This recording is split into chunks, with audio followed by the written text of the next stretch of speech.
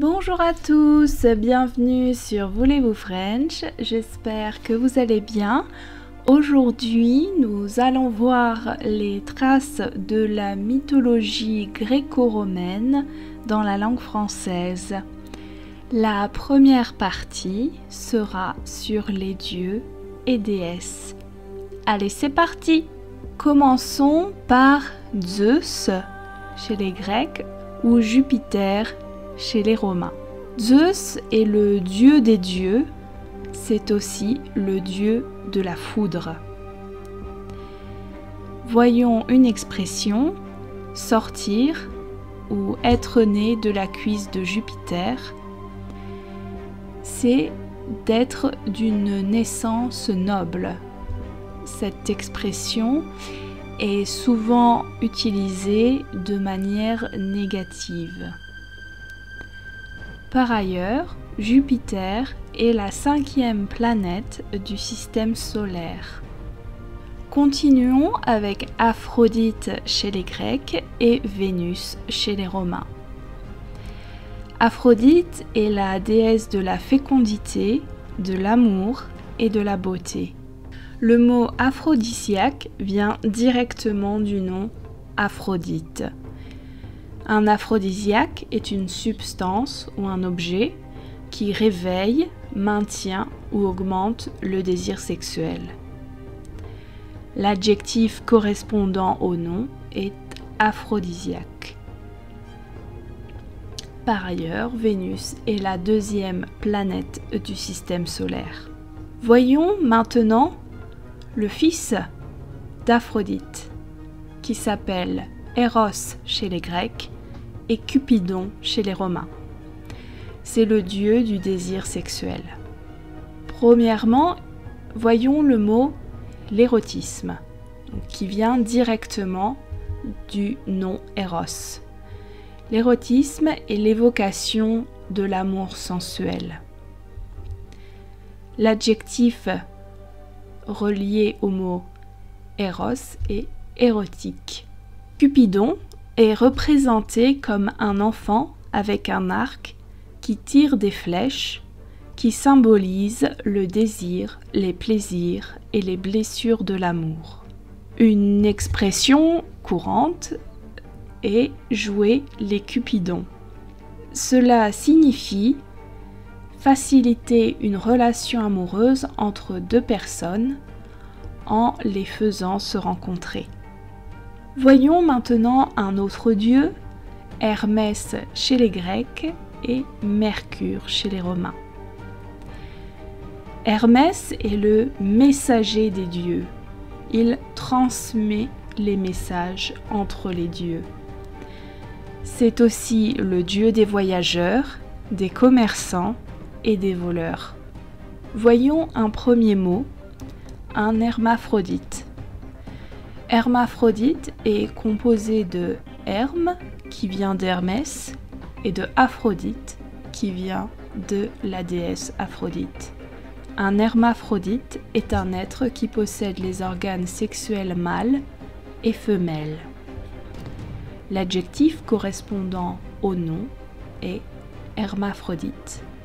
Hermaphrodite est le fils d'Hermès et d'Aphrodite. Il était d'une grande beauté et la nymphe Samalcis tomba amoureux de lui et essaya de le violer. Elle demanda aux dieux de rester avec lui pour toujours.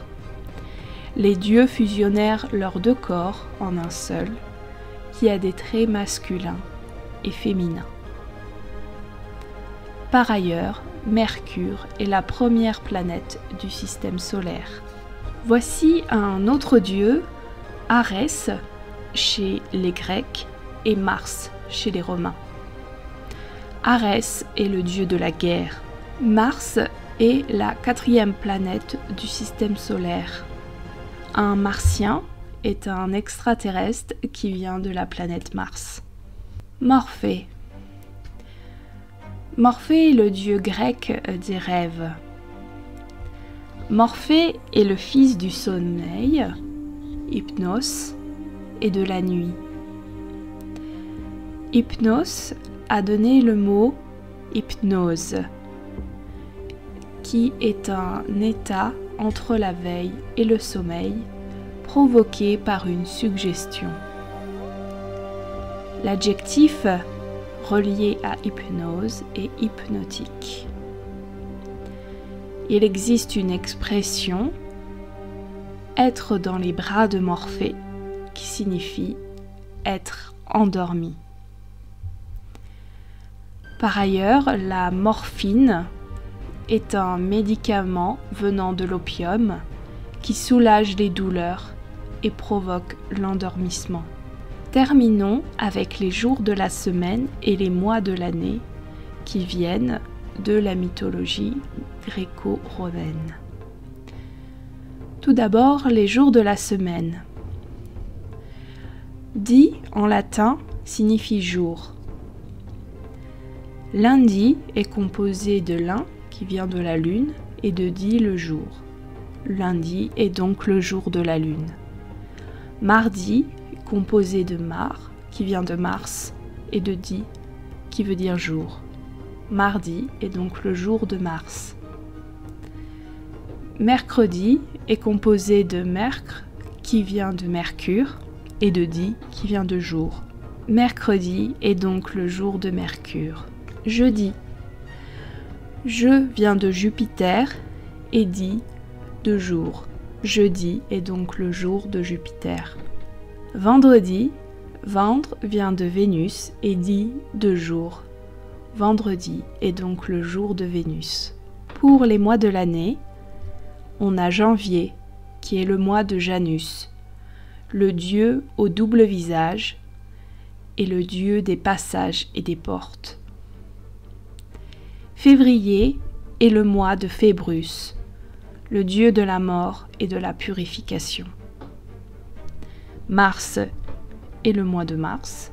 Avril est peut-être le mois d'Apru, la version étrusque de Vénus. Les Étrusques étaient un peuple qui vivait avant les Romains. Mai est peut-être le mois de Maia, la nymphe de la pluie qui incarne le printemps. Juin est le mois de Junon. Junon est la reine des dieux et la protectrice des femmes et de la fécondité. Elle est aussi la femme de Zeus ou Jupiter. Merci beaucoup d'avoir regardé la vidéo. Si vous voulez me voir traiter d'autres sujets, n'hésitez pas à me le mettre en commentaire. Au revoir!